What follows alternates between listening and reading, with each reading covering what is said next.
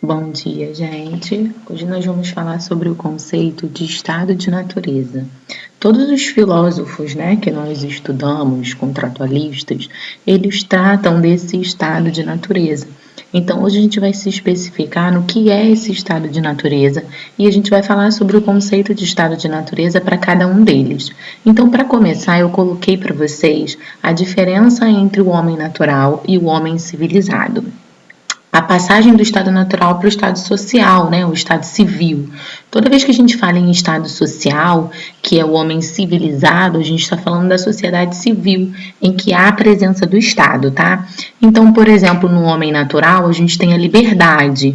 No homem social, a gente vive sobre costumes, leis, normas, etc. Então, a gente vive sobre a liberdade de um Estado que vai determinar o que a gente pode fazer ou não. Já no homem natural não existe essa regra.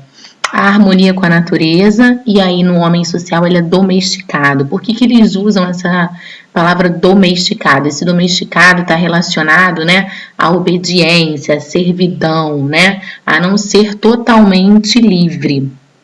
No homem social, ele vive em caráter de isolamento, ou seja, ele vive lá distante de uma sociedade, de um grupo social, No homem social, a gente tem o contrato social, que é o pacto, entre o Estado e esse homem, que possa garantir a ordem, a preservação dos valores, No homem natural não existe propriedade privada. Já no homem social, o que rege essa sociedade é a propriedade privada, tá? Então, eu coloquei para vocês aqui algumas desigualdades, entre o homem natural e o homem social.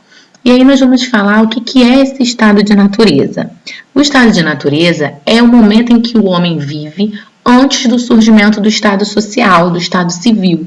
Então, ele vive pelas suas próprias leis, pela sua lei natural, pelo seu direito natural. Ele convive, sim, em sociedade, mas não existe uma sociedade civil que vá regê-lo. E aí eu coloquei para vocês aqui a imagem do índio, porque a gente gosta muito de tratar, quando fala desse assunto, estado de natureza, a gente pegar o exemplo dos índios.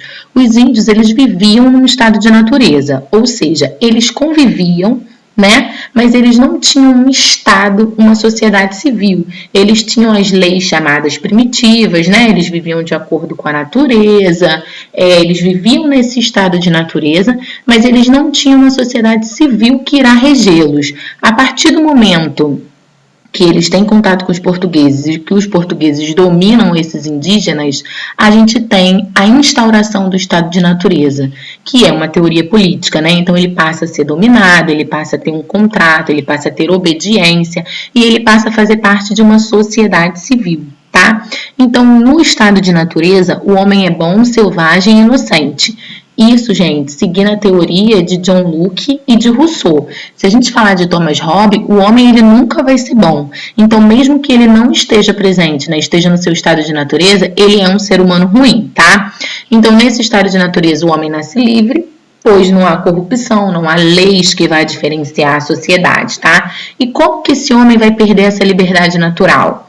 Através do progresso, da propriedade privada, do acúmulo de riquezas, que é a diferença de classes sociais, de uma centralização de poder, de uma desigualdade política, tá? A partir da força do Estado, a partir do momento em que o Estado entra na sociedade, a gente começa a ter essa perda da liberdade natural. E aí nós vamos falar sobre esses principais contratualistas. Quais as visões deles, sobre a questão do contrato social?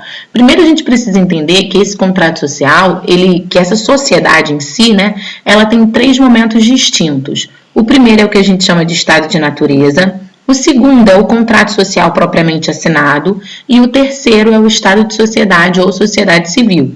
Então, se a gente falar, por exemplo, antes do poder, a gente está falando de um estado de natureza, antes do Estado. A partir do momento em que o Estado surge, a gente tem um contrato assinado, depois a gente tem uma sociedade civil. Então, a gente vai analisar esse estado de natureza para cada um desses filósofos. Vamos começar por Thomas Hobbes. Thomas Hobbes ele vai dizer que esse estado de natureza, se não existir um Estado, não há uma ordem. Ele tem uma visão negativa desse estado de natureza. Para ele, a lógica do estado de natureza é cada um se defender. Para você defender a sua vida, você precisa atacar. Então, você Para Hobbes, o único direito que você tem, né, natural, é o direito à vida. Se eu tenho direito à vida, eu preciso me defender, mesmo que para isso eu tenho que matar os demais, né? Então ele fala que a maior defesa é o ataque. Então, para eliminar a concorrência, eu preciso sair atacando, né?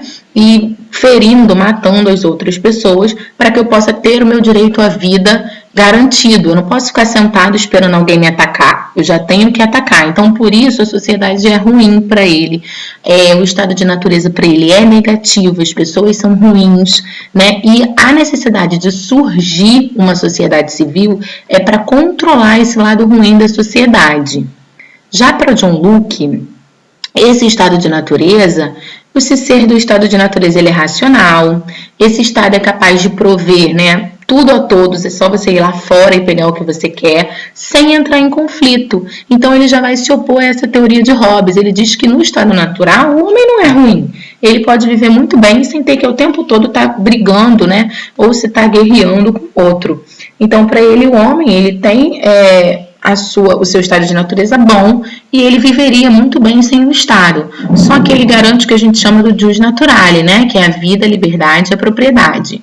Então, para Locke, não há razão para os homens se atacarem mutuamente. Todos podem ir até a natureza e pegar o que eles quiserem, né?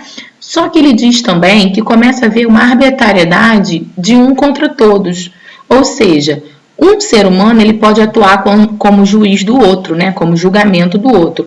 E se não existem regras, ele pode ultrapassar os limites permitidos. Então, por isso, John Locke defende que precisa haver um Estado, porque esse direito de natureza do ser humano pode fazer com que ele atue como um juiz do outro e que ele passe dos limites, fazendo com que esse estado de natureza possa vir a ter guerras. A gente pode dizer que Hobbes tem uma visão pessimista, Locke está no meio termo e Rousseau tem uma visão positivista desse estado de natureza, tá? Então, para Rousseau, o estado de natureza, como eu já falei, ele é positivo. Todos os homens nascem livres e a natureza pode oferecer tudo o que eles precisam. Então, não há necessidade de um Estado, né? Você deve se preservar a vida e a alimentação, são os direitos para ele básicos para sobreviver. Por isso, ele denomina o homem como bom selvagem, né? Esse selvagem é porque ele não está socializado, tá? Ele é livre, ele pode ter tudo que ele precisa na natureza. Então, por isso selvagem, não é selvagem de mal, não, tá? E não haveria necessidade nenhuma de um atacar o outro, porque eles vivem em isolamento. O bom selvagem, no caso, ele vive em isolamento. Então, não haveria necessidade de um atacar o outro. Para Rousseau, esse estado de natureza, né, é o ideal para preservar a vida e a sociedade. Só que para ele surge um problema, que é a chamada propriedade privada. Através da propriedade privada, Rousseau vê a necessidade de existir um contrato social para manter a ordem e essa distribuição de riquezas. Então, por isso, para ele, é necessário o surgimento de um contrato social.